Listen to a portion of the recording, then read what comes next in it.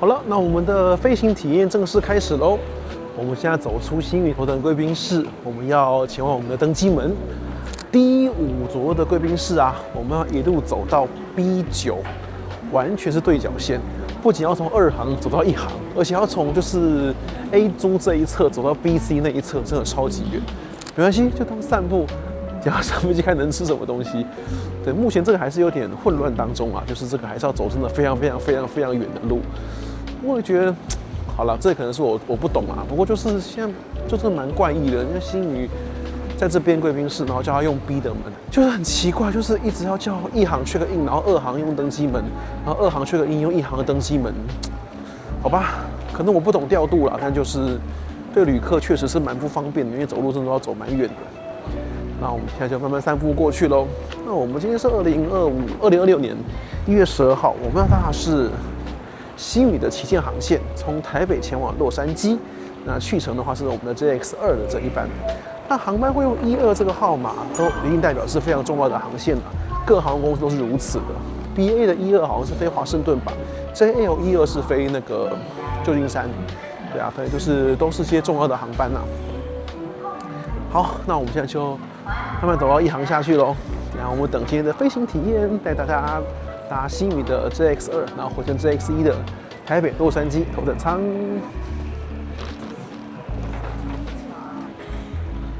好了，我们现在到 B9的登机门了。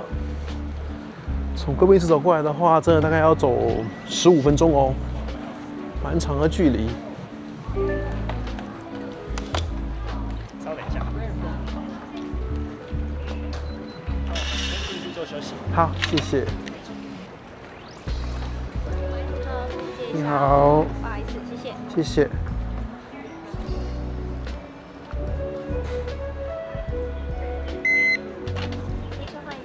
谢谢。好了，头等舱旅客的话就可以直接走进来了。这边稍坐一下。好。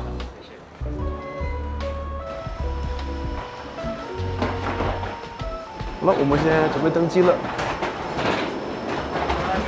你好，谢谢。1K。好，没问题，里面请。谢谢。你好。好了，这是我今天的座位，我今天坐的是1K，回程坐1A，去程坐1K。星宇头等，我们之前已经拍过一次了，现在这第2次搭长程线，长程跟短程的话感觉就不一样。Hello， 我们的阿土伯在1A，等下我们吃饭再相见。那今天大头等，所以我们金贵人已经露脸了。金贵人说：“我准备好了，大家好，头等舱。”好了，那我们就一样介绍一下。这个星宇头等舱标准招牌的 Loro Piano 的这个毛毯，质感非常的好。然后小枕头，座椅的话，上次我们那集已经拍过了。我们今天会着重于就是长程线的一些不一样的特殊服务，然后还有就是餐点部分。其他重复的内容的话，我想我们就不用再多做介绍，因为我们在之前那一集星宇其实给大家拍得很仔细，对啊，那一集。好像大家观众也都蛮喜欢的，对不对，金贵人，对不对？所以我们今天就主要的重点就是讲这个长程线，因为今天这个星宇这一季有一个特殊的合作餐点，所以我们今天试试新餐点，对，然后再来就是长程线，我们来好好体验一下睡觉的品质如何。对，所以今天我们就来体验一个跟平常不一样的东西。至于这个座椅部分跟上次雷同的，我们就不多说了。像这个前面这个 mini bar， 像这个都跟上次是一样的。有兴趣的朋友的话，可以回去看我们之前那一集就拍过星宇头等的部分了。那所以第一个我们就来先看备品的部分喽。第一个的话，它有给这个 Decorate 这个面膜。短程线没有给这个我觉得非常的棒，因为真的搭长程线敷个面膜会非常的舒服。再来就是拖鞋。那他有知道我的 size， 他们都有记录，所以因为我之前搭过他们头等舱，所以他们就记录都知道我是这个 size 的。然后再来就是噔，今天有新的睡衣哦，这是跟英国品牌合作的新睡衣，是今年2026年1月份刚新上市的，所以我等一下就马上来换一下这个新睡衣哦。再来的话还送了这个 Aesop 的备品。这个是 Aesop 的这个整套这个 Departure 的东西，那内容我们待会再来看，还有个过夜包在这边。那等一下我们再来看看里面的细节。那我今天选的迎宾果汁是这个芒果汁，然后再来这个是坚果，然后热毛巾，现在还没起飞之前，我想我们就先换个睡衣吧，有个仪式感，顺便试穿一下这个新睡衣好不好穿。好了，我已经换好新睡衣了，我觉得很舒服蛮不错的，穿起来质感还 OK 哦。新睡衣就是不错。好，我们来喝一口芒果汁，打 Cheers。试一口坚果。那我们就趁这个时间，这个 Aesop 里面给的东西，我们来看一下哦。首先，他给的这个是我最喜欢的喷脸的 Face Mist， 然后再有一个Hand Free 干洗手，然后再就是漱口水。哦，这里有4根，这个是这是唇膏，这是 Facial Mask， 这是 Hand Balm， 就是擦手乳。牙膏，其实 Aesop 他们家牙膏很不错，是蛮有名的产品，算明星商品了。那这个整个组合算什么都有了。然后给大家看一下，对，不管是面膜啊，然后擦手的、擦脸的、牙膏，然后干洗手，什么都有。这个整组 Aesop 都非常不错。然后这个也就是航空专用了，因为它这边就写了一个，这就是 Departure， 很不错。接下来我们来看这个盒子。这个是 FPM Milano 他们做的一个过夜包的盒子，像这样。好，我们来看看里面有什么东西哦。牙刷、牙膏，还有一面镜子这个我们把它放出来好，因为这东西比较多。还有一把小梳子我很少看到航空公司过夜包现在给小梳子眼罩跟袜子它捆在一起，耳塞。好了，我们先把它放在桌上，这个这样比较清楚。给镜子跟梳子真的蛮特别的。中间袜子跟眼罩就比较常见了，然后牙刷、牙膏，这它长程线啊，这过夜包真的跟短程线感受差很多。这是 FPM Milano 的，那跟短程线一样都有，就是这个鱼式这个巧克力，这是都有的，这是没有问题的。好了，那这样我们先来把它简单说一下。所以长程跟短程线的话，长程确实多了很多东西，除了刚刚那一整大袋的过夜包，那一整袋里面最大特色，我觉得就是真的，我好像没有搭过头等舱。我也搭过不少间了，但我们好像没有搭过给真的完整的一根梳子跟镜子，我倒真的没看过，这倒是蛮有趣的。然后它因为那里面都是一些功能性的东西嘛，所以它另外把那些乳液啊那些东西另外给一个 Aesop 整个那个备品，那个我觉得是很棒的，就是那个我记得就是好像上次在雪梨。黑卡的 American Express 的贵宾室，黑卡的人会送我那个礼盒，好像就是这个类似的东西，也就是虾米龙无就什么都有的。对啊，因为连漱口水，然后连那个我最喜欢的喷脸的都有。那个礼盒我非常的喜欢，因为那个非常非常的实用。然后再就是给这个 Deco 这个备品也真的非常非常不错，这个备品我也非常喜欢，就是这个面膜真的是长途飞机我觉得是非常非常需要啊。看来我们今天经过的人可以玩得很开心喽，对呀，其他部分因为都跟短程线一样，我就不多做介绍了。大家有兴趣的话，再回去看我们星宇前面有好几集关于头等舱的部分啦。对，那今天就是主要是我们的 JX2 台北洛杉矶长程线的特别分享开箱。那大家期待我们待会儿的餐点喽。那现在就休息一下，等起飞。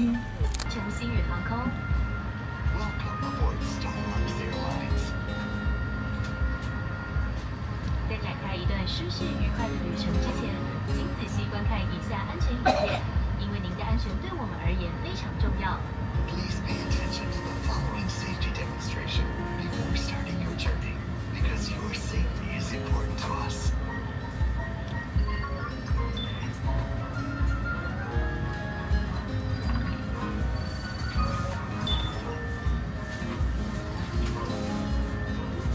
根据法令，全程禁止使用发报类电子用品。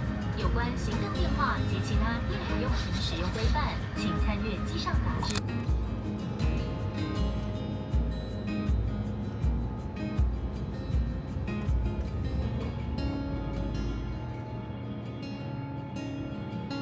那星宇这个娱乐系统的话，头等舱这个确实非常的大，而且操控非常的灵敏。那之前这些电影的种类啊，或它这里面的东西，我们在前面那一集都给大家介绍过了。所以，我们今天主要部分呢，我们只要看长程线不一样的地方，那就是餐点的部分了。所以，我们现在到我的行程这边，我们就有这个餐点部分了。好了，那长程线的餐点有什么不一样呢？好，前面部分的话就这里。我们星宇有跟泰瑞合作，所以这个泰瑞主厨写了一些文字，然后再就是御膳阁，也是跟新宇合作。好，那我们先来看一下喽。这个的话就是烘焙，就是一些面包、南瓜子布里欧，那意式香料佛烤虾、香蒜奶油厚片。对，这个其实真的看荧幕菜单这样是很舒服的，也就不用纸本的部分了。那前菜部分的话可以择2，因为今天刚好跟我们的阿土伯一起搭，所以我们选了不一样给大家看。这是一个交响情人梦，泰瑞做的，然后这就是鱼子酱，台湾的寻龙鱼子酱，然后如数家珍，这个也泰瑞的出品的，写个 T。然后这边有个土鸡汤，然后这边有个花果山药絮，然后这个是小牛肉沙拉，对，这个是前菜的部分。然后再来主餐的部分的话，有一个这个泰瑞做的，这个是不谋而合，然后嫩煎法式小羔羊排，然后新昂丽宇，这也泰瑞做的，所以就是主餐部分的话，这个泰瑞合作。那再还有一个味噌焗龙虾，还有一个麻香猴头菇彩蔬御膳，这是素食的部分。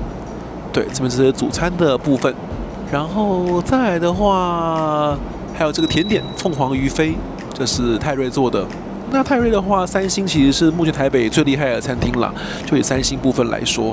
再来还有另外一组套餐，是这个睡前套餐，是他们新合作，跟这个元记台湾菜在台中的这个餐厅所合作的。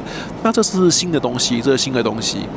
那这边的话，它就是像这样，它是个头盘小菜碟，糖蒜鲍鱼。主餐的话是海鲈鱼，汤品是陈皮炖牛中夹，然后再来是炒米粉的部分，然后鲜果盘，然后鹿港的面茶杏仁露芝麻方块酥。对，这是元记的睡前套餐。这感觉就是一个比较分量比较小的啦，就睡前套餐。然后全日轻食的话，就是有个麻油鸡汤面线，这听起来蛮厉害的。还有个菲力猴菇堡汉排素的汉堡，御膳阁的。所以素食它就是跟御膳阁合作，餐点的话真的是非常的用心的。然后再来这边还有一些乳酪 mozzarella， 这也是可以就是吃的东西。还有下午茶还有茶点三明治，这是什么黑松露奶油马卡龙、抹茶生蛋糕，然后这是乳酪部分，慢慢弄干酱油渍乳酪，这好特别哦。然后早餐的话呢，好，第2餐当然就一定有果汁啦，然后优格跟这个烘焙，这是一定有，这就是基本东西。然后再来 OK。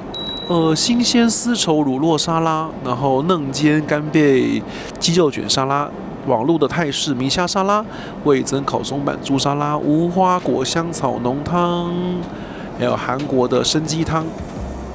主餐的话有这个熏鲑鱼、乳酪节瓜蛋卷，然后橘子松饼、青州小菜，还有嫩煎松露鸡腿排，这是菜单部分。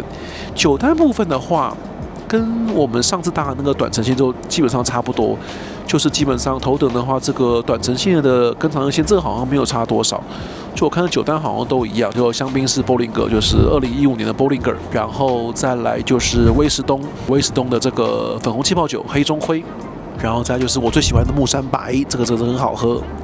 木山白喝起来真的是很舒服的，我很喜欢木山白里面这个的香味。然后再来一级庄园的白葡萄酒。香缇庄园的，然后这个是 Riesling， 这是德国的，然后这是宝雅城堡的红酒，然后这一支好像是新的，就是我不知道怎么念啦，我乱念好了 ，Camus， 对，美国加州 Napa Valley 的，对，这支好像是不错，上次好像没喝到这一支，所以今天我有跟他点这一支 Cabernet Sauvignon， 这支应该是蛮不错的 ，Napa Valley 的嘛 ，Napa Valley 的 Cabernet Sauvignon 是最有名的啦，然后再来就是另外的红酒 Pinot。就是一级庄园的 Piano， 这是法国布根地的 Piano， 这个是另外一个 Tempranillo 西班牙的红酒，西班牙红酒其实也蛮好喝的。然后再来就有甜白酒跟波特，这是都一定有的。然后他们家的特调就不用讲了，这就是大家最常见的嘛，这我就不多说了啦。星宇这个我想大家都很熟悉的，湛蓝宇宙啊，星空摩西斗啦，大家都很熟悉啦。银河碧螺春，我想这个星宇现在经营到现在。这些东西大家都朗朗上口了啦，对，然后再来就其他饮品也是种类非常多，对，这个像看菜单是蛮舒服的，然后开兰茶，就上次我们都喝过了，然后这个田园挑茶，然后再来我很喜欢的马黑茶也都有，那这边还有我就上次喝了非常喜欢那个艺妓咖啡，它这边应该还是有，对，所以就是东西真的很多。饮料单的话跟上个单的话好像差不了多少。对，主要长程短程线的话，应该就是这个餐食比较不太一样。娱乐系统的话，真的是很流畅啦，就是359、35K 这个新系列跟321都是很不错的。对啊，好啦，我们很期待我们的餐食，那动作也蛮快的，才起飞，进入这个平飞，他们其实马上就准备餐点，动作真的蛮快的。因为让大家有休息时间嘛，因为现在等于是半夜12点多了。对，那冬天飞到 LA 的话，去程是顺风，会蛮快的，应该是10小时40分就会到 LX 的。对，顺便吃饭之前跟大家聊聊，就是最近很红的，就是2026年1月份我搭飞机前上个礼拜很红的星宇的新闻，就是那个头等舱厕所事件，就是那个艺人吧，一对艺人夫妻他们搭星宇头等舱，然后被其他乘客就是有一点意见这样子。那关于这个厕所是否头等舱旅客专门使用这件事情，我们频道的顾问呐，就是给了一个我觉得很厉害的一个见解呢，跟大家分享。就是其实星宇这个配置啊，就如我上一集跟大家聊到的，就是它这个硬体的配置确实真的称不上真正头等舱，它连一个帘子隔开头等跟商务都没有，座椅的位置其实也跟其他航空公司的真头等舱有一段落差，导致它整个机舱配置其实也蛮可惜的。对，我们的顾问给了一个想法，他说这个厕所啊，如果不是头等舱专用，那对头等舱的旅客来说确实是很扣分的。但如果这个厕所给了头等专用的话，那商务舱就真的非常可怜，因为商务舱就只剩2间厕所。当这个在主流航空公司里面，宽体机的商务舱基本上都是3个厕所，不会有2个厕所的。那而且这个问题啊，在35K 会更严重，因为35K 的商务舱比359又多了非常多个，但是因为座舱的布局是一样，如果采用这一样的状态，那变成35K，假如前面的厕所给头等专用，那35K 所有商务舱乘客只能用2个厕所，这个在主流航空公司，不管是国泰、长荣还是华航、日籍的话，这都是非常的不足的。非常的不足的，至少都应该要3个厕所以上。那像国泰如果配有头等舱的77W 的话，头等的6个位置用2个厕所，商务还是有3个厕所。所以就是说，如果你真要做头等隔开区隔的话，应该要有头等的厕所，那商务那边厕所也应该要增加，这样才是合理的。35K 的配置是有点可惜。所以我们顾问的说法是说，这个争议啊，就是不管这个头等舱厕所是不是专用，其实星宇都是被扣分了，就是是也不是，对也不对，2个都不好。就如果给头等舱专用，那商务舱厕所真的太少；那不给头等专用又说不过去，所以真的是就是硬体上的尴尬。所以就是如同我上一集跟大家讲，就是说我对星宇头等的看法始终如一啦，软体服务100分，吃的东西也真的非常用心。那各项东西都很用心，可是这个硬体设计真的要跟国际一流航空头等舱比起来的话，确实还有非常非常大的落差。那从这次这个厕所门事件就看出有这样子的问题。那很多网友都留言说，为什么连个帘子都没有加？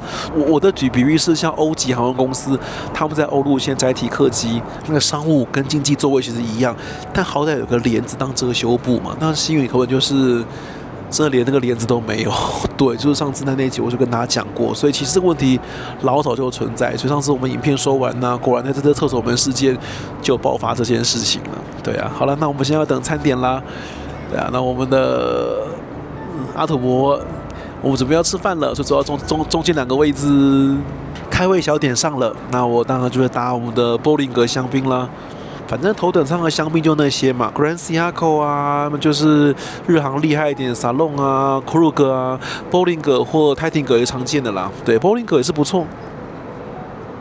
那今天咸菜的话是个熏鲑鱼蔬菜卷，凤梨的起司，然后放上乌鱼子，哦，这个应该是好吃。那我们就先吃最普通的鲑鱼吧。那就是橄榄跟一些蔬菜。节瓜呀、番茄什么的，这块最有意思的来了，它是起司，然后放上鲑鱼卵，还有乌鱼子，凤梨起司，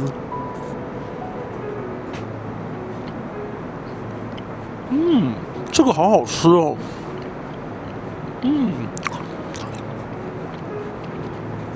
这个100分。大新鱼的话，吃一定没问题。长城鲜又比短城鲜吃得更好。好，我们的阿土伯的前菜已经上了，是这个御膳阁的花果山药絮，这是一道素食的前菜。对，看起来相当的不错。那我们阿土伯来试吃一下。红心芭乐，非常清爽，我觉得很适合在就夜间的航班去吃。还有草莓，而且它红心芭乐真的很甜。还有山药丝，然后跟这个是应该是酪梨，还有一些橘子，还有一些花瓣，不错，味道我觉得很合，很协调，然后很算清淡，有独特的风味了，然后吃到很多蔬菜，还不错，清爽开胃。那我点的这个是特殊的这个原记台湾菜的合作，所以还有另外一个像个小牌子，专门写出所有餐点。刚刚荧幕上面其实都有看到了，只是他另外用一张小纸条把它写上。所以它的合作的话，一个是泰瑞米其林3星，这个原记的话是米其林1星的台湾菜。我们先试这个糖蒜的这个鲍鱼，鲍鱼蛮 Q 的，好吃。这比另外一间国籍那一颗鲍鱼好吃多了，这个比较有味道。在飞机上面的餐食，有时候还是要比较稍微重口味一点，因为在飞机上面这个味蕾会变比较弱。对，这鲍鱼的话，抹这个糖蒜酱比较有味道。然后这个取名叫睡前套餐，所以大家看到分量确实比较小。再来第二口的这个前菜，这个是马告的鸡肉卷，这样子一片而已，挺好的。这个没有刚刚那个惊艳，刚刚那个比较惊艳。再来这汤我很期待，因为拿上来之后他说汤很烫，听到汤很烫我就开心了，我最喜欢汤很烫了。这是牛肉，然后有萝卜。好好喝哦，这牛肉汤。哦，牛肉汤很棒。好，那我们来试一口牛肉本体哦。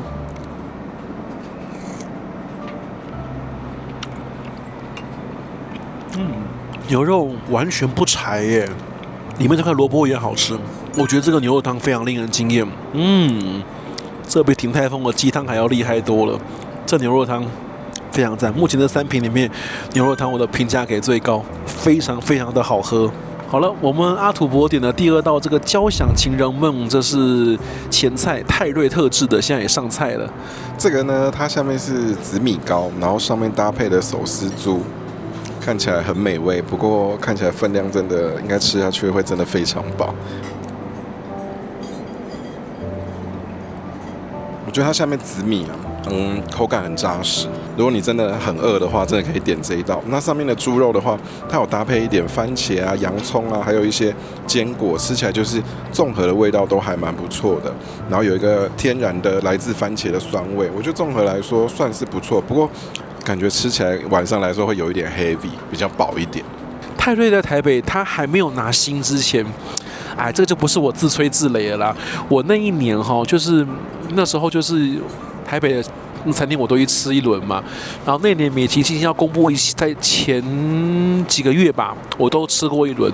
那时候我就说，我觉得我点名2家，我说这2家应该会升星，结果100%全部命中。我讲的就是泰瑞跟那个天妇罗牡丹，一间1星升2星，一间是2星升3星。因为这2间就是我那时候吃完所有的米其林里面，我觉得最惊艳的。那时候泰瑞还在2星的时候，价格没有那么贵。然后那时候我去吃，真的非常惊艳，然后果然就升3星。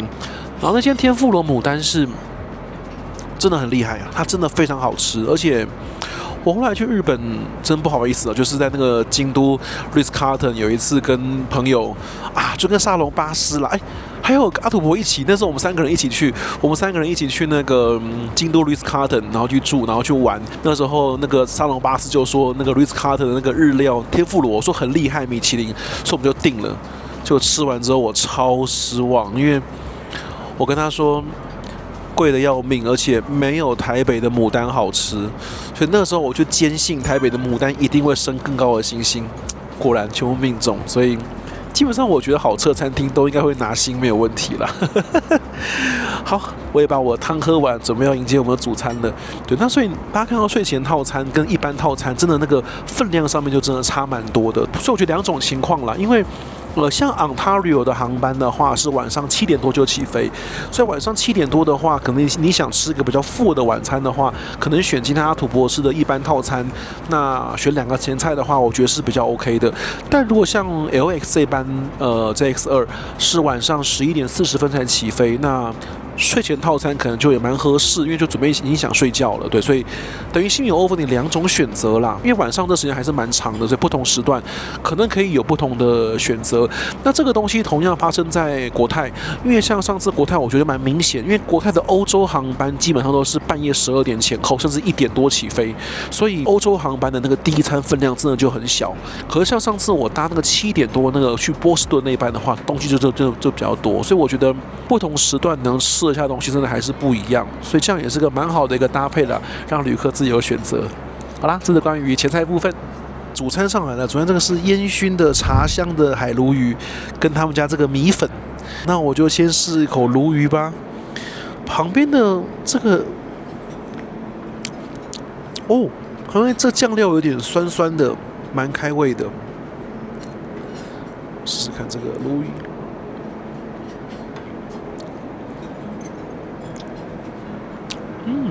蛮好吃的。米粉我们来试一口啊。米粉对我来说，我觉得有点太软了。但如果米粉再更 Q 一点会更好。或许我们试一块它这个猪肉，还可以啦。那我们配一个这个加州 Napa Valley 的 Kim's 的这个红酒。很 Napa Valley 非常不错，我刚前面也有喝的木山白啦，木山白是一定要喝的。现在我们阿土伯上的这个餐是泰瑞的不谋而合，它是一个寿喜烧的概念，不过它是一个特制版本的，就是泰瑞版本的。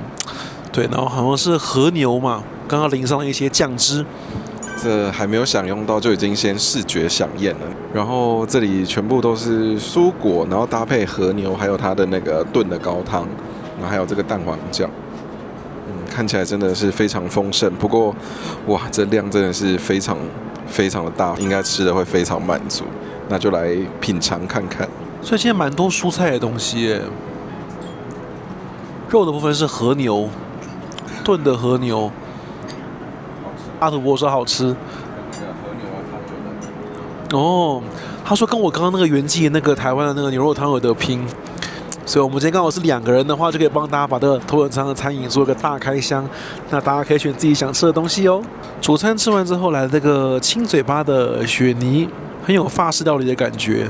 雪泥今天是这个百香果口味，亲嘴巴，再吃甜点。好酸，好好吃哦。好，再来就是水果部分了。水果的话，我想就是台湾的强项了。这个台湾水果怎么样都好吃嘛，有莲雾，然后有西瓜、蓝莓、草莓、哈密瓜跟凤梨。先试我最喜欢的莲雾，好吃。台湾水果没话说，好好吃。蓝莓、草莓、哈密瓜，水果没话说。这水果台籍跟日籍的都很好吃。然后它有一个很厉害的泰瑞甜点叫凤凰鱼飞，但是我现在好像吃不下，所以我刚问他说，早餐如果吃完有胃的话再吃，因为那时候可能精神比较好，对，所以我们家可能就先吃个这个，然后就吃一个原记台湾菜所搭配的甜点。好，我们的阿土伯他点的是全伟家冰淇淋，搭配的是马黑茶的皇家婚礼，然后呢冰淇淋左边说是莓果，右边是。没关系，就是全伟家，就是新宇贵宾室上也有啦，就全伟家冰淇淋。好啦，试看看口味吧。很浓郁的奶香，还有一点 caramel， 就是焦糖的味道。那下面搭配这个脆脆的小 cracker 吗？算是说在这个冰淇淋里面带有额外的口感。红心芭乐就真的是台湾很强的一个特色了，就真的是很棒，一个雪落，然后味道很清新。吃起来蛮开心的。那品尝一下马黑茶，真的很搭，因为马黑茶它有一个他刚刚就有提到说它有一个焦糖的味道，但是它本身它是无糖的，所以搭配整体起来，因为这个冰淇淋它是有甜的，然后马黑茶它是无糖的，所以配合起来我觉得相当的不错，我觉得是一道非常完美的甜点。哎呀，我今天好轻松啊，不用从头说到尾啊。好了，那我现在就要等我自己的甜点到啦。它这个是杏仁茶，上面有面茶，它搭配这个杏仁酥，但是它刚刚一拿上来，这个杏仁茶就非常的香。我没有吃过杏仁茶里面还有放面茶的耶，非常的搭哎。要配这个杏仁酥块，甜点非常棒。然后他说要搭配他们家的，这是原记的熟普洱茶。这一碗杏仁茶非常的好喝，而且我没有试过里面加的面茶这样子的调味，真的很新鲜，超棒。金贵人说很好吃哦。那我觉得今天原记套餐里面最惊艳的是那一碗牛肉汤，再来就是这个甜点。主餐的海鲈鱼我反而觉得还好。那这个睡前套餐我觉得蛮适合，如果是这个 LX 这个时间的话，起飞是 OK， 因为刚刚阿土伯也说，就是他的那个套餐呢，就真的吃得太饱了。因为现在的话，等于台湾时间也已经快半夜2点了，所以确实吃那个整套副菜的话，真的会有点累。那这个睡前套餐分量比较少，是比较刚好的。我们还是来看一下头等专用厕所吧，就是有这个装饰品，蛮漂亮的。然后有香氛，然后有漱口水。这香氛的话，刚刚说在座位旁边有帮我放一份，睡觉的时候可以有香氛可以闻。那359的这个香味确实也是蛮有记忆点，就是一闻到就是像359到了。对，然后下面当然就是有些备品啦。对，然后这个厕所也经过有点小小的装饰品，也算是漂亮。好了，那就是新宇的359的厕所喽。好了，那我们的床已经铺好喽，我们的金贵人已经躺进去，很舒服的要睡觉了耶。好，那我们来看一下帮我们准备的东西哈。刚刚就说有准备这个359专用的香氛，那短程航班是没有的，长程航班才要准备这个东西，让你可以入睡比较方便舒服。然后刚刚那杯茶我请他留给我，因为茶很好喝。对，然后这个应该真的非常舒服。金贵人都躺好了，那要换我躺进去喽。现在我们把门关上，就成为一个独立的包间，就会变像这样子啦。所以我们现在就躺进了我们的头等的suite里面。门关起来的感觉就不太一样。然后这个床当然是空间也蛮足够的，而且这个也没有卡脚问题，这也真的蛮舒服的。不得不说，吃到半夜2点真的是有点累。所以这个睡前套餐还是不错，分量不要太大，不然就是另外那个的话分量真的太大。如果是到晚上航它有那班7点多的，我想可能比较刚好，这样吃完可能9点多，那maybe吃到10点睡，好像比较舒适。所以这个晚上11点多这个航班，这个确实有点稍微嫌晚了一点。好啦，那我们金贵人在这边要跟大家说晚安喽。那我们睡一下，看中间有没有机会起来吃一个他那个麻油鸡面线。看状况吧，我们先来睡一觉。毕竟长途航班上面好好睡一觉也是很棒很棒的享受。好了，我现在台湾的清晨了，对，然后刚好中间稍微醒来一下。来，我们来试试看它的小点心。对，我刚刚看到这个就很想试，就是这个东西，这个慢慢弄干酱油渍乳酪，这感觉就很特别，所以我刚刚特别要了一小块来试试看。所以就是这个油浸的这个乳酪，看起来就是干酱油渍乳酪，慢慢弄，每天用新鲜的莫zzarella拉，然后用日式酱油、味淋跟清酒浸渍，听起来就很特别，很好吃，对不对？然后还有这个麻油鸡，这哇，它刚刚端上来的就好香哦，这真的好适合晚上来稍微吃点小东西。另外我还点了这个，这不是酒，这是白葡萄汁，这很好喝诶。他说还有这个2种，白葡萄跟红葡萄。白葡萄的话是那个 Sauvignon Blanc 的白葡萄汁，哦，这个很棒诶，我蛮喜欢这个的。然后红葡萄的话是那个 Cabernet Sauvignon， 哇，这样等下2个都想喝喝看，就像这样。这白葡萄汁超好喝。然后顺带一提，2个小事情。床垫非常的厚，很舒服，所以我刚刚躺下去，我应该有直接睡了4个多小时，完全没有醒过来，非常的舒服。然后再来就是有个小问题了。上次我们在那个新宇那集介绍过，这个打开来里面是有个无线充电板，对不对？对，里面是有一个无线充电板。可是如果跟我一样，各位如果是用 Pro Max、iPhone Pro Max 的人的话，它这个不能用，因为它那个里面的空间不是很够，所以它必须放一个角度。Pro Max 的话，那个角度放不进去，所以我刚刚跟阿土伯我们两个都试了半天，对，因为我们两个都拿这个手机，所以我跟阿土伯试了半天不行，它的这个无线充电板 Pro Max 充不进去，对，所以这个小问题跟大家说一下。那目前的话，我就觉得睡觉这个羽绒被跟这个床垫就真的是蛮不错的，对。哦，好了，这真的太香了，我们要赶快来现在试一口这个。我们现在喝一口汤，在飞机上喝到这个麻油鸡汤，好享受哦！里面的面线看起来也很不错耶。我们来试一口鸡肉，这里有2种小菜，这应该是番茄。我不得不说，这跟国泰中那个汤面一样，就是这种半夜就是宵夜小点心，还是这一碗汤面最符合亚洲味的胃口了。你说是不是啊，金贵人？你是不是也是亚洲味？好啦，那我就吃点小东西，等一下我们再来品尝我们的干酱油渍乳酪。这个晚上喝一个这个麻油鸡的热汤，真的会让全身很舒服。那刚刚那个就是很好吃，而且吃之前可以想象那个味道，但现在这个在我面前这一块，我还真的很难想象是什么味道哎。他说可以用手撕着来吃，我们试试看。然后建议吃法是撕成一丝一丝的，然后我们现在在看它这个酱，哦，它越咬到后面，那个奶香味越香哎，有点酱油的味道，清酒味道我没有喝出来，确实有点日本风味。我们再试一口，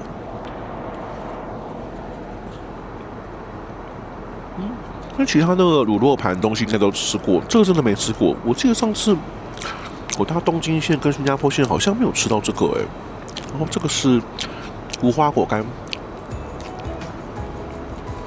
那各位如果有看到这一样产品，我觉得可以尝试。对，可以用手撕的这个摩托罗拉 cheese 条，这就是大家心里有时候就会有那种惊喜的感觉，就是它会出现一些哦的这样的东西。对，就是哦好特别哟。对，我觉得台湾价值满满。台籍的3家其实也都很好啦，就是很努力的发掘台湾的餐饮业。其实台湾食物真的是好吃，绝对足以扬名全世界的。对，我去过这么多地方旅行，真的台湾食物真的好吃。这个中间的这个小食啊，表现相当的不错。那我们现在吃完之后，约莫还有我看看还有4个小时，所以我们还可以回头再睡个2个小时，再起来吃早餐。这条真的是旗舰航线 LX， 而且先跟大家预告一下哦，这飞行记录下飞机之后才是更厉害的本系列的重点哦，会有另外一集特殊节目哦，敬请期待。好啦，那我们现在又吃完小东西的，所以我再回来再睡一下。那这次我们要来敷个面膜，来看吃早餐的时候会不会看起来特别的皮肤特别好。我们来敷一下面膜。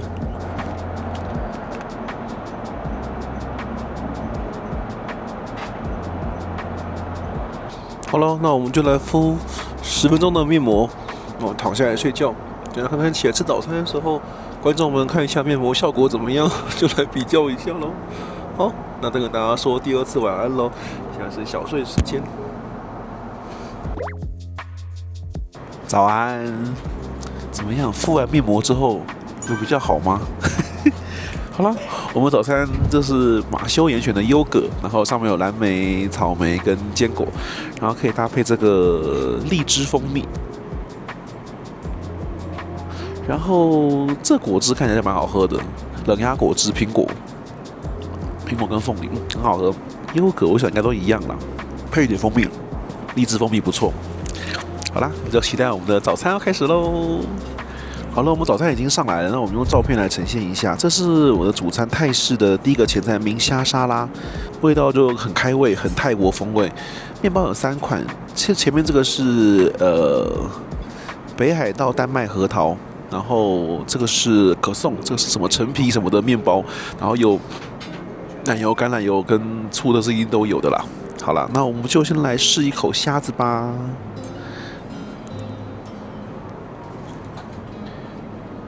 泰式风味很清爽。那我们阿土伯点的是嫩煎干贝什么什么沙拉，没关系，我们有照片可以呈现，都大概像这样。那就来等待它的试吃时间。早餐的分量这样子比较刚好，不然真的是前面真的吃太多了，这样子刚刚好。那它那个下面那个青酱，我觉得很提味、很提鲜，很适合早餐的时候来一点。然后呢，我又点了另外一个果汁，因为刚刚中间半夜起来喝的那个太好喝了，所以我又把那个红葡萄版的门肉这个也点了，这个真的超好喝，这个葡萄汁一定要点。这有那个日航啊，就是大家知道那个日航，上次国内线我有拍过给大家看，不都有一个人只能点1瓶的那个果汁吗？我觉得有那个水准。就是日航国内头等那个1人只能1瓶的限定果汁，有那个水准，非常好喝，大家一定要点，超棒！再来是这个是无花果香草浓汤，闻起来非常的香，它有坚果当做底料，然后无花果也蛮香的，而且够烫。那吃这个浓汤就要配一口面包，我们还是要试一口这个可颂啦。还可以试一点它的奶油，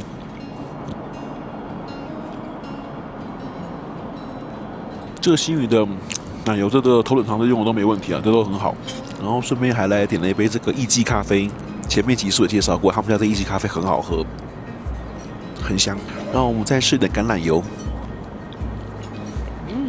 橄榄油比奶油好，香味很够，浓汤很不错，配上面包，继续享用早餐。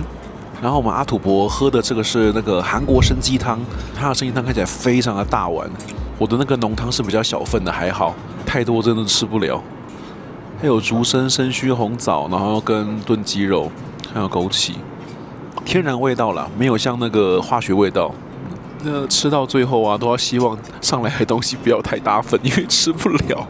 好，我们主餐上来了。我今天这个是嫩煎鸡腿排，然后这是黑松露的饺。这个黑松露饺我应该吃不了太多颗了。我们现在试一颗哈，尝尝味道。味道淡了一点点。我们再试一口鸡肉，鸡肉是还可以，不过真的吃得好饱。我们的阿土伯已经接近投降状态了，然后他现在这个白粥上来，这个果然台籍的这个青州小菜非常的厉害。他刚刚拿上来的时候，本来只有前面就是那6个小菜，然后就以为说哦这样就结束，然后配碗粥，没有，还有看主餐，所以还有那个就是那是蛋嘛，茭白笋，还有个肉，然后前面有6个小菜，然后还有粥，这太可怕了，对。然后我们阿土伯说他已经快要吃不下了，所以我们就拍照给大家看就好了。真的太可怕了，就是真的会吃到怀疑人生。我的这个松露饺我也吃不完，对，因为我要留点肚子。因为刚刚我们那个第一道餐那个吃的时候，还有一个甜点就是那个泰瑞叫凤凰鱼飞。那看起来非常厉害，所以我跟他讲说，那个留一份给我，我现在要吃这样子，所以我们就留点胃，我们再尝一下甜点的部分哦。不过那个青州真的看起来那个配料真的是蛮厉害的啦，就各种东西都有。对，台籍的这东西其实做的真的蛮不错的，就这之前只是大华航长荣，包含大家国泰那个粥其实也都很好吃啊。长城线第2个餐吃粥其实是蛮好的。我今天就是因为我们2个人搭，所以故意点这个不是粥呢，给大家看一下不同的东西。要不然其实如果是我一个人的话，我也会点粥啦，只是这个那真的太多了。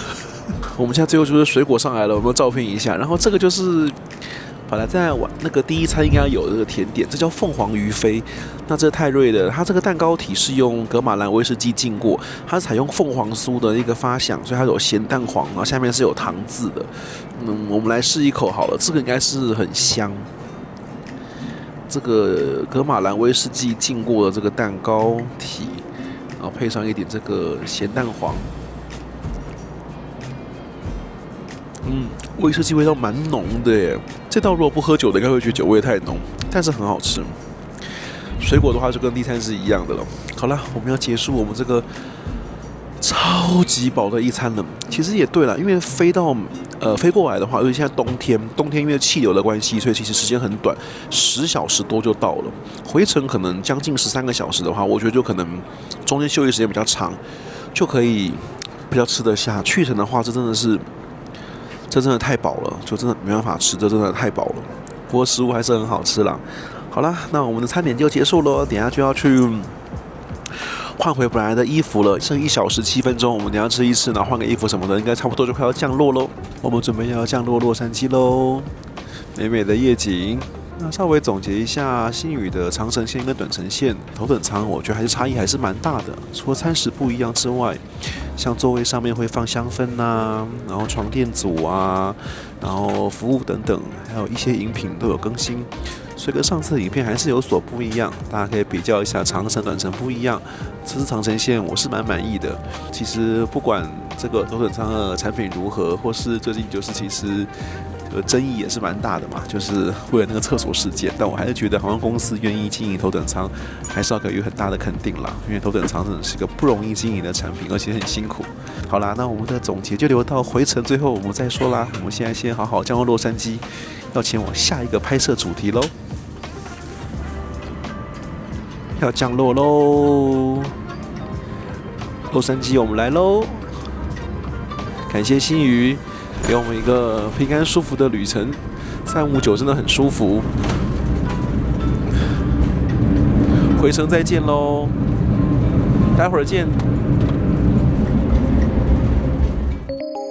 那我们现在回程的飞行记录就要开始了。那我们从特殊的管道直接走进来，越过所有的人群，也没有在登机区域前稍后都没有，所以我们现在直接就要来登机了。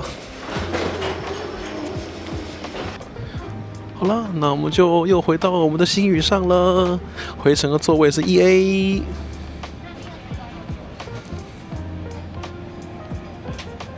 好了，我们回程要准备开始了。回程的巧克力是这个，就不是那个鱼翅，对，它是这个。这边的我们看一下写的是什么？这是 Venti 意大利巧克力。所以回程给巧克力不一样，对，然后这口味是一个黑巧克力跟柑橘巧克力，总共2颗。那其他部分都一模一样哈。经过人打个招呼，嗨，我又回来了。那一样，我们回程的话一样，我们就讲跟去程不一样的地方，所以我们着重于就是餐点的部分咯，看看洛杉矶回程的餐点的品质长什么样子咯。好，那我们回程我们也点一个不一样的迎宾果汁，这是无酒精的蜜桃气泡酒。这跟那个卡达的无酒精的香槟有异曲同工之妙。无酒精的蜜桃气泡酒蛮不错的，然后热毛巾跟坚果就一样了。Cheers！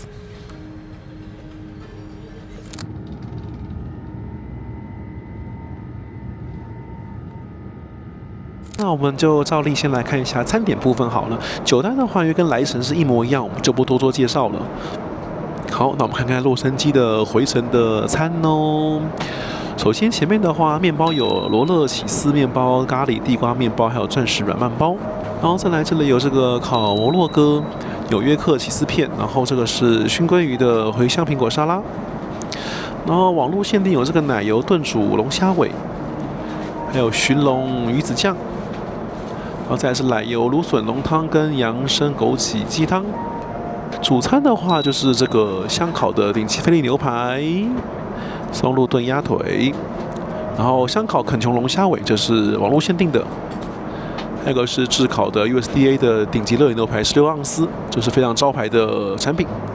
再西京味噌鱼烤鳕鱼，然后野菇炖饭，然后再来的话，这个有精选冰淇淋当甜点，还有焦糖饼干起司蛋糕，然后水果盘跟杨生炖银耳汤。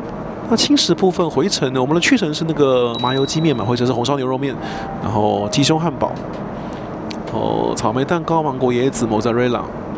那起司盘的话就没有我们来程那个特定的那个台湾那个慢慢弄，就没有那一个，它换成就是都是西方的这些美国的这些起司。早餐的话是原味希腊优格跟开心果冷泡燕麦，然后可颂。然后前菜的话有巴类克鲑鱼盖饭沙拉、布拉塔 cheese， 然后网络间有个椰香咖喱蛋菜跟胭脂香料烤群牛排，汤有这个白花椰菜浓汤跟药膳猪肚排骨汤。那再来主菜就是有这个韭葱嫩蛋可丽饼、蓝莓面包布丁，然后青州小菜跟炙烤培根洛梨吐司。那其他部分的话就跟来程是一样的，所以我们就等一下主要着重于餐点的部分喽。对，那其他硬体设施，我想前面我们都介绍过了，大家都忘记了回去复习哦。小点的话就有3道，一个就是这个是鸭胸，然后这个是芝麻球，跟一个简单的小饼干。那我们一样就是搭了波林格了。那我们开始来吃了。这个鸭胸上面有一点，来，开胃小点就中规中矩啦，还算不错。再来中间这个就是像芝麻球的东西，里面应该是有点乳酪。这回程这个起飞时间至少比去程好太多了，10点40分起飞，现在还不到12点，有差。那个去程那个时间真的太晚了，真的会吃得很厌世。这是牡蛎。大家心里头等，好好享用餐食是非常棒的。那回程我就选了头等舱的标配鱼子酱。那它这个鱼子酱的牌子是这个牌子，对，这个是寻龙鱼的鱼子酱。好，那配料的话就是一样的基本的，就是洋葱、蛋白、蛋黄、柠檬、葱跟这个奶油都有。那就是这个小圆饼。好，那我们先试一口原味，鱼子酱给的分量蛮多的。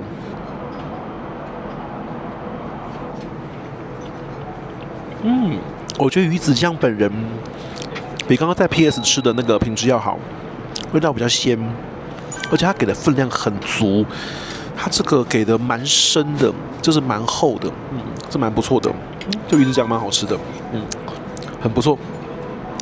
再来我们就试试看一点蛋白跟洋葱。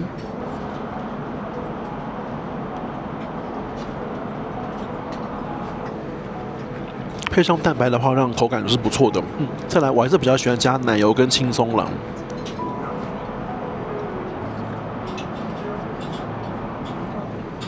我自己还是最喜欢奶油跟青松的组合。那再试一点柠檬吧。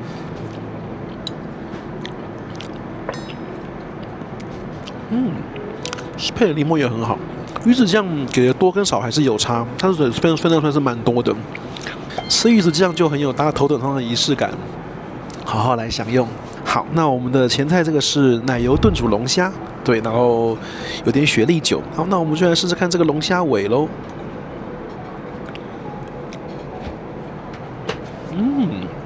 相当不错哎，肉质非常新鲜，非常 Q 弹，酱汁调的也很好。这一道我觉得比来的时候那个菜好吃，很不错。好，我们的木山白已经上来了，我们一杯木山白再搭配龙虾尾，荔枝香真的很棒。再搭一口龙虾尾，龙虾尾酱汁做的很好，很棒。那我们试一下面包，今天是一款法国，我们照片，然后一个布里欧跟一个起司佛卡夏。我们先试一点奶油，那面包是加热过的，应该很香。这个法国好吃，这个搭一点，这个龙虾应该很不错。面包整体搭上酱汁，口味不错。好，那我们主餐上来了。我觉得回程的这个餐点那个分量比较正常，比较起来的话，去程来的东西分量真的太多了，太可怕了。对，这回程的分量我觉得正常很多。那我们就来试试看这个网络预选的这个龙虾，龙虾的肉质是蛮不错的，但这龙虾有点小只呢。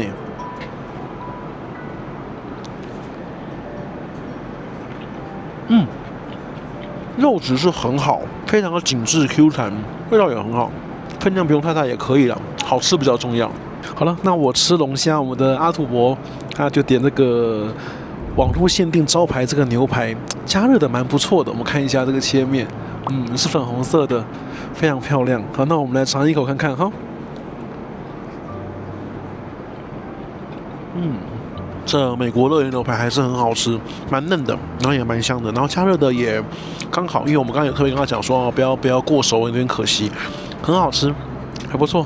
不过这个主餐就分量真的超大，来的时候的每一道菜我觉得都分量太大，回程的目前都很正常，那这一道是本来就比较多。所以如果爱吃牛排的，不要错过这个16盎司超大分量牛排，好了，那我们准备等甜点喽。回程那个中间亲嘴巴的跟来程不一样，来程的话有点是冰沙，有点橙皮，回程是雪落。我觉得回程这个雪落比较好吃，就是它有雪莲，然后梨子做的百香果。然后比较有冰淇淋口感，我比较喜欢回程的。然后这水果就是明显跟来程不一样，来程就是台湾准备的，回程这就是美国的。为什么？你看这草莓就会像这样，整颗都没有切，来程就是切的好好的，就是完全不一样。我们先试试看这个草莓，不过这个草莓我觉得成功几率不高，美国草莓不好吃。哦，所以美国来说，算可以的。水果还是台湾比较厉害。那我甜点冰淇淋来了，那阿土伯点的是那个中式甜汤，我们等下都会拍一下，偷吃一口。我们现在是这个冰淇淋，开心果口味。哦，这开心果很香，因为这不是哈根达斯，另外做的。因为这个开心果很香，因为这个 cookies 就是 Oreo 口味，我看看 Oreo 口味怎么样。开心果比较抢眼。甜点一共有3种，那所以因为阿土伯点了那个中式的嘛，所以他把2种西式都给我。除了冰淇淋之外，这个是焦糖口味这个起司蛋糕。理论上来说，美国的应该这个是要好吃，我们试试看起司蛋糕好了。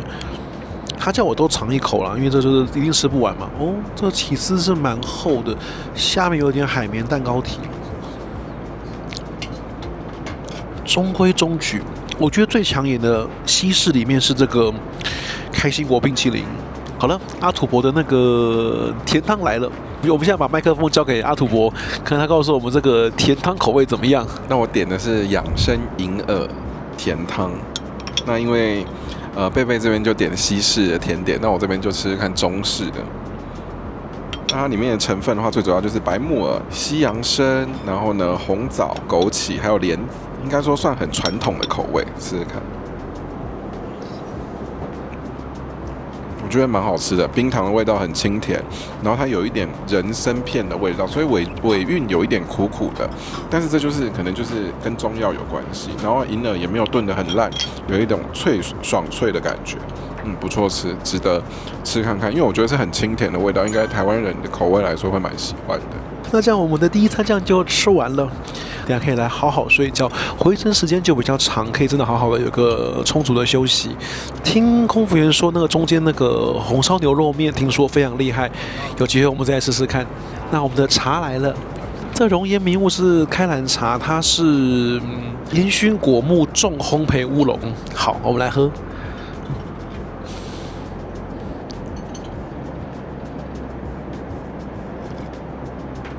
这是我的菜，我喜欢这种重烘焙的乌龙，很好喝。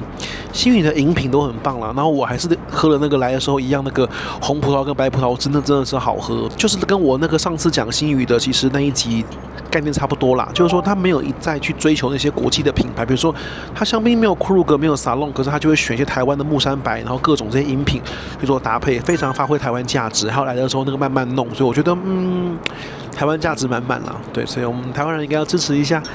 而且洛杉矶真的是服务不错，蛮好的。好，那我们就喝杯茶，我们好好睡一觉。有肚子的话，我们再吃点红烧牛肉面，然后再等早餐喽。我们就要到台北喽。在我们享用晚餐的时候，我们的金贵人已经准备好要睡觉喽，床也已经铺好了。星宇这个床垫是蛮厚蛮舒服的，羽绒被也很不错。好了，那旁边的香氛也都准备好了。头等的话，长城线就会有这个香氛在旁边，所以我们现在就可以香香的，然后跟金贵人一起准备来睡觉喽。好了，我们现在到了中间的小时时间了。那这个去程我们是吃这个麻油鸡面线嘛，对不对？回程是牛肉面，那牛肉面是清炖的，看起来蛮不错的。那饮料部分我还是点了一杯，来搭西语怎么能不喝调酒嘛，对不对？我点了一杯这个琥珀茶韵。这琥珀茶韵的话是用台湾的这个玄米龙眼风味烈酒，对，然后再搭配这个日月老茶厂的这个红茶跟龙眼，带出不同的茶酒层次感。我们来喝一口。哦，茶香味蛮足的，蛮不错。然后这个我一直很好奇，所以我先点点看，就是它有一个那个低红豆，就是红豆水，我一直不懂什么叫红豆水，所以我点点看。据座舱长说法，就是比较暖胃的红豆口味的白开水，对。蛮妙的。好，我们来先试一口这个牛肉面的这个汤头哈，我有加分量，帮我做小份一点。哦，汤头很不错哦，汤头很不错。好，我们来试一口牛肉，照片呈现一下。我们试一点它的酸菜。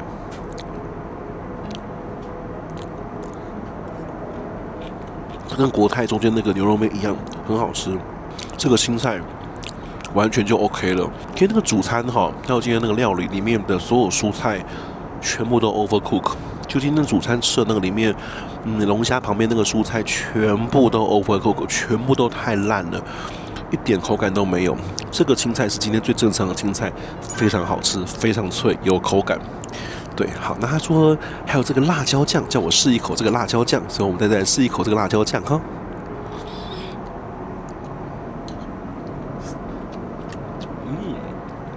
是麻辣辣椒酱，这也很不错。它长程飞机中间，我真的觉得吃碗热汤面是非常舒服的事情。搭马航、搭国泰、华航、长荣、新宇都可以吃到，很棒。那日籍也有啦，就是拉面，对啊。那韩籍就是辛拉面嘛。但有个热汤面吃，我觉得真的是对亚洲胃而言，真的是一个救赎，真的非常的不错。那这里面的东西就真的蛮不错。我们再试一口啊，这个萝卜，然后我们就再回头再继续睡一下喽，再期待早餐。回程比去程这个时间跟搭乘的感觉真的舒服太多了，很棒。大家早安，我们现在已经飞到了，我们来看一下哈。我们现在已经过了长崎了，我们过福冈过长崎，现在已经刚离开九州了，所以我们现在就是设大概1小时50分，我们就要到台北啦。这趟回来飞行的风没有这么大，所以蛮快的，我们现在就要到了。那我们现在早上喝一杯这个蓝莓的饮料，smoothie 蛮好喝的。然后这是开心果的这个燕麦，因为来的时候吃过那个优格，我们现在回来吃燕麦。好吃是好吃，稍微甜了一点。好，我们第一道前菜，这个是那个什么胭脂烤牛排，然后下面有一些 couscous 的酱汁。不过这个烤牛排我刚刚切下去，手感有点不太对，就是有点老，类似牛肉干的切的感觉。我要来试试看。我觉得因为是冷盘，所以它把它烤到比较熟。它下面那个酱汁啊，跟我在洛杉矶地面，因为这题上的时候那个还没有上，所以要卖个关子哈。我在洛杉矶地面有吃到惊为天人的牛排，它酱汁口味是一样，可是它这个牛排，因为冷盘的关系，这个烤的太熟了，所以这倒有点可惜。面包部分的话，今天是有可颂。然后有这个德国3种面包跟这个 Danish， 德国面包还没有这个试过，我们试试看这个好了。3种面包，这个德国很常见这个，这个可以。这个前菜胭脂烤牛排有点可惜，大家可以跳过这一道，因为它有很多选择嘛，可能选别的会好一点哦。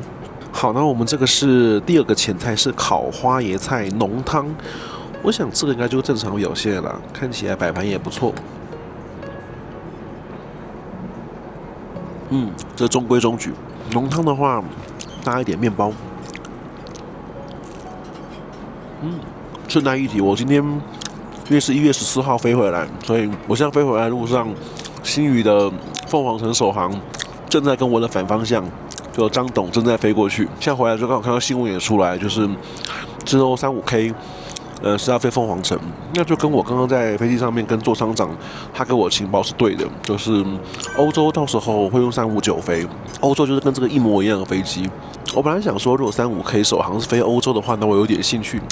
现在到时候欧洲首航也是359的话，我就会有点好犹豫一下。不过头等舱这个礼拜真的是纷纷扰扰了，大家都在讨论这件事情。我们就期待下一版本了。这一版本的硬体真的就是没办法，它就是不是真头等舱的规格啦。不过服务上面跟餐饮上面，我觉得真的都蛮好，而且蛮提供很多台湾价值。而且洛杉矶的那个地面服务真的太棒了。下一集其实我觉得这一系列这次拍的这个星宇系列最精彩应该是后面那一集，因为机上体验部分就主要讲餐食部分，其他部分我们之前拍过，大家一定要看我们接下来要上的那一集，应该2-3个礼拜后吧，那一集超级霹雳无敌精彩。先提示一下哦，就是你看我像是今天看起来焕然一新，都是洛杉矶地面的功劳哦。那回程就轮到我吃青州小菜啦。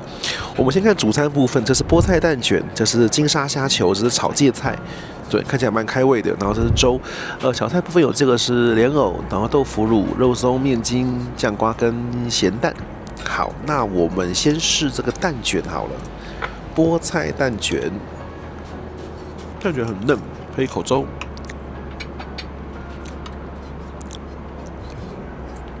再试一口这个金沙虾球，这虾球表现比刚刚那种牛肉好太多了，吃个粥还是很舒服的。然后芥菜，奇怪，从那个汤面之后的青菜就都正常了，那个晚餐那餐的那个菜全部都糊掉，不行了。再来，我们试试看，我们先吃豆腐乳好了。那我直接放在粥里面哈，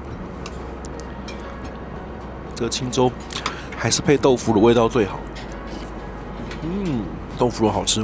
再来试一下面筋，我们也试一点咸蛋。今天的话，回程的话，它这边已经剥好了，像这样。咸蛋跟豆腐乳都表现不错。莲藕，早上这个粥表现不错。比那个前一餐表现都好。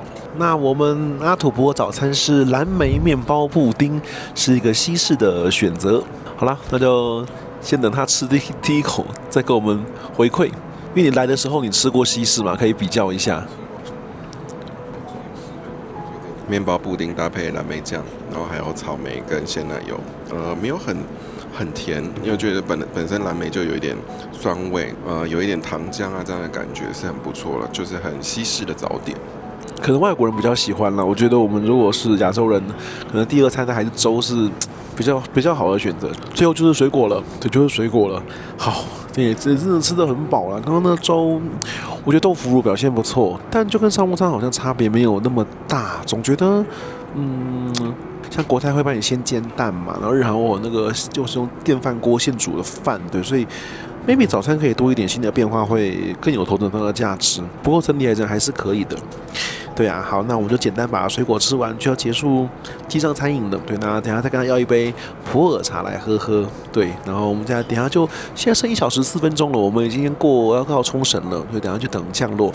我们的普洱茶来了，我们来试试看普洱茶。很香。普洱茶跟那个解开兰茶，星宇的饮品都很好喝啦。然后什么那个葡萄汁还是我最喜欢的。对，好，那我们等一下就慢慢等降落喽。谢谢星宇，来回的头等舱体验都很不错。我们这期台北洛杉矶头等舱来回 JX2跟 JX1的旗舰航线的飞行体验到这边就要结束喽。好了，那期待我们下一集很精彩。下一集是我们的洛杉矶机场地面的特殊服务的 PS 服务，而且我们是双人预约 suite 哦，那一集非常的精彩。那请大家再拭目以待。